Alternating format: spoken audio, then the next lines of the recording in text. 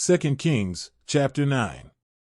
The prophet Elisha summoned a man from the company of the prophets and said to him, "Tuck your cloak into your belt, take this flask of olive oil with you, and go to Ramoth-Gilead.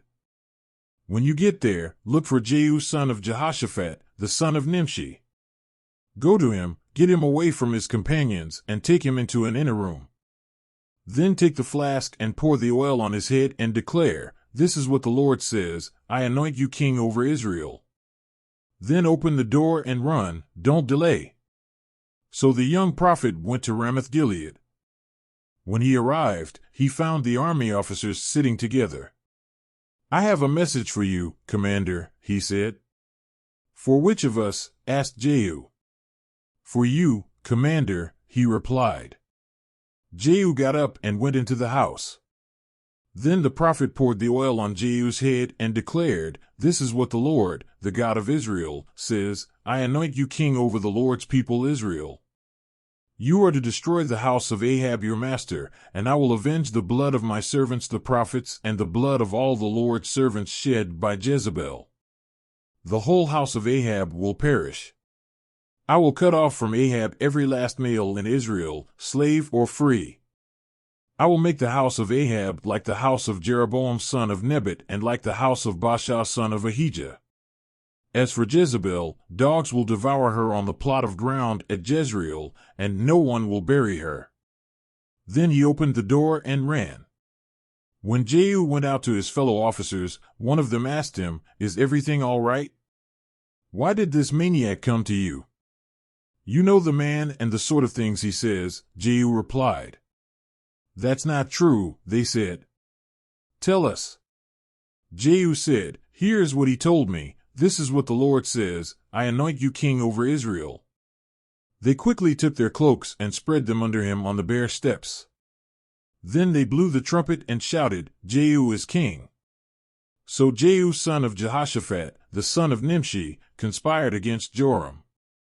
Now Joram and all Israel had been defending Ramoth-Gilead against Hazael king of Aram, but King Joram had returned to Jezreel to recover from the wounds the Arameans had inflicted on him in the battle with Hazael king of Aram. Jehu said, "If you desire to make me king, don't let anyone slip out of the city to go and tell the news in Jezreel." Then he got into his chariot and rode to Jezreel, because Joram was resting there and Ahaziah king of Judah had gone down to see him. When the lookout standing on the tower in Jezreel saw Jehu's troops approaching, he called out, "I see some troops coming." "Get a horseman," Joram ordered. "Send him to meet them and ask, 'Do you come in peace?'" The horseman rode off to meet Jehu and said, "This is what the king says, do you come in peace?" "What do you have to do with peace?" Jehu replied, "Fall in behind me." The lookout reported, "The messenger has reached them, but he isn't coming back." So the king sent out a second horseman. When he came to them he said, "This is what the king says, do you come in peace?" Jehu replied, "What do you have to do with peace? Fall in behind me." The lookout reported, "He has reached them, but he isn't coming back either." The driving is like that of Jehu son of Nimshi, he drives like a maniac. "Hitch up my chariot," Joram ordered. And when it was hitched up, Joram king of Israel and Ahaziah king of Judah rode out, each in his own chariot, to meet Jehu. They met him at the plot of ground that had belonged to Naboth the Jezreelite. When Joram saw Jehu he asked, "Have you come in peace, Jehu?" "How can there be peace," Jehu replied, "as long as all the idolatry and witchcraft of your mother Jezebel abound?" Joram turned about and fled, calling out to Ahaziah, "Treachery, Ahaziah." Then Jehu drew his bow and shot Joram between the shoulders. The arrow pierced his heart and he slumped down in his chariot. Jehu said to Bidkar, his chariot officer, "Pick him up and throw him on the field that belonged to Naboth the Jezreelite. Remember how you and I were riding together in chariots behind Ahab his father when the Lord spoke this prophecy against him. Yesterday I saw the blood of Naboth and the blood of his sons, declares the Lord, and I will surely make you pay for it on this plot of ground, declares the Lord.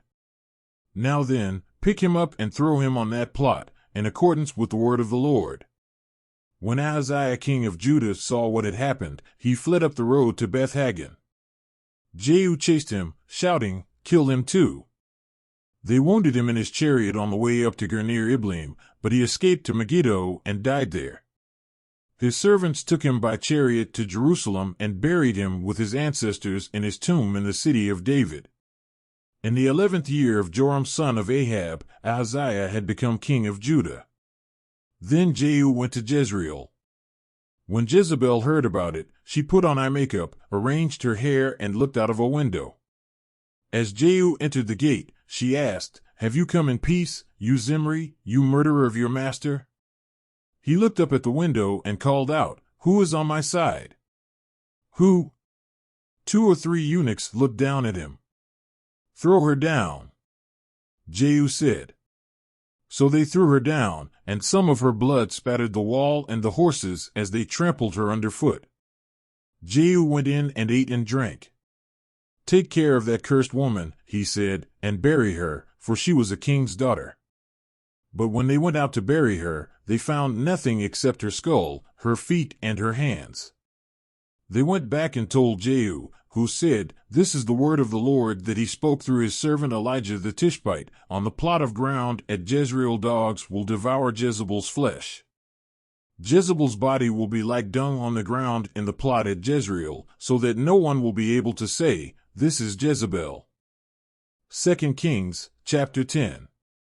Now there were in Samaria 70 sons of the house of Ahab.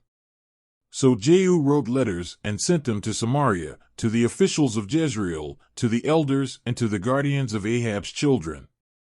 He said, "You have your master's sons with you, and you have chariots and horses, a fortified city and weapons.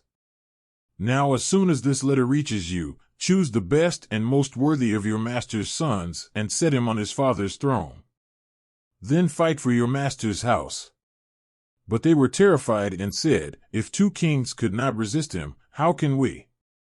So the palace administrator, the city governor, the elders, and the guardians sent this message to Jehu, "We are your servants, and we will do anything you say. We will not appoint anyone as king. You do whatever you think best." Then Jehu wrote them a second letter, saying, "If you are on my side and will obey me, take the heads of your master's sons and come to me in Jezreel by this time tomorrow." Now the royal princes, 70 of them, were with the leading men of the city, who were rearing them. When the letter arrived, these men took the princes and slaughtered all 70 of them. They put their heads in baskets and sent them to Jehu in Jezreel. When the messenger arrived, he told Jehu, "They have brought the heads of the princes." Then Jehu ordered, "Put them in 2 piles at the entrance of the city gate until morning." The next morning Jehu went out. He stood before all the people and said, "You are innocent. It was I who conspired against my master and killed him, but who killed all these? Know, then, that not a word the Lord has spoken against the house of Ahab will fail. The Lord has done what he announced through his servant Elijah." So Jehu killed everyone in Jezreel who remained of the house of Ahab, as well as all his chief men, his close friends, and his priests, leaving him no survivor. Jehu then set out and went toward Samaria. At Beth-Eked of the shepherds, he met some relatives of Ahaziah king of Judah and asked, "Who are you?" They said, "We are relatives of Ahaziah, and we have come down to greet the families of the king and of the queen mother." "Take them alive," he ordered. So they took them alive and slaughtered them by the well of Beth-Eked, 42 of them. He left no survivor. After he left there, he came upon Jehonadab son of Rechab, who was on his way to meet him. Jehu greeted him and said, "Are you in accord with me, as I am with you?" "I am," Jehonadab answered. "If so," said Jehu, "give me your hand." So he did, and Jehu helped him up into the chariot. Jehu said, "Come with me and see my zeal for the Lord." Then he had him ride along in his chariot. When Jehu came to Samaria, he killed all who were left there of Ahab's family. He destroyed them, according to the word of the Lord spoken to Elijah. Then Jehu brought all the people together and said to them, "Ahab served Baal a little, Jehu will serve him much. Now summon all the prophets of Baal, all his servants and all his priests. See that no one is missing, because I am going to hold a great sacrifice for Baal. Anyone who fails to come will no longer live." But Jehu was acting deceptively in order to destroy the servants of Baal. Jehu said, "Call an assembly in honor of Baal." So they proclaimed it. Then he sent word throughout Israel, and all the servants of Baal came, not one stayed away. They crowded into the temple of Baal until it was full from one end to the other. And Jehu said to the keeper of the wardrobe, "Bring robes for all the servants of Baal." So he brought out robes for them. Then Jehu and Jehonadab son of Rechab went into the temple of Baal. Jehu said to the servants of Baal, "Look around and see that no one who serves the Lord is here with you, only servants of Baal." So they went in to make sacrifices and burnt offerings. Now Jehu had posted 80 men outside with this warning: "If one of you lets any of the men I am placing in your hands escape, it will be your life for his life." As soon as Jehu had finished making the burnt offering, he ordered the guards and officers, "Go in and kill them, let no one escape." So they cut them down with the sword. The guards and officers threw the bodies out and then entered the inner shrine of the temple of Baal. They brought the sacred stone out of the temple of Baal and burned it. They demolished the sacred stone of Baal and tore down the temple of Baal, and people have used it for a latrine to this day. So Jehu destroyed Baal worship in Israel. However, he did not turn away from the sins of Jeroboam son of Nebat, which he had caused Israel to commit, the worship of the golden calves at Bethel and Dan. The Lord said to Jehu, "Because you have done well in accomplishing what is right in my eyes, and have done to the house of Ahab all I had in mind to do, your descendants will sit on the throne of Israel to the 4th generation." Yet Jehu was not careful to keep the law of the Lord, the God of Israel, with all his heart. He did not turn away from the sins of Jeroboam, which he had caused Israel to commit. In those days the Lord began to reduce the size of Israel. Hazael overpowered the Israelites throughout their territory east of the Jordan in all the land of Gilead, the region of Gad, Reuben, and Manasseh, from Aroer by the Arnon Gorge through Gilead to Bashan. As for the other events of Jehu's reign, all he did, and all his achievements, are they not written in the book of the annals of the kings of Israel? Jehu rested with his ancestors and was buried in Samaria. And Jehoahaz his son succeeded him as king. The time that Jehu reigned over Israel and Samaria was 28 years.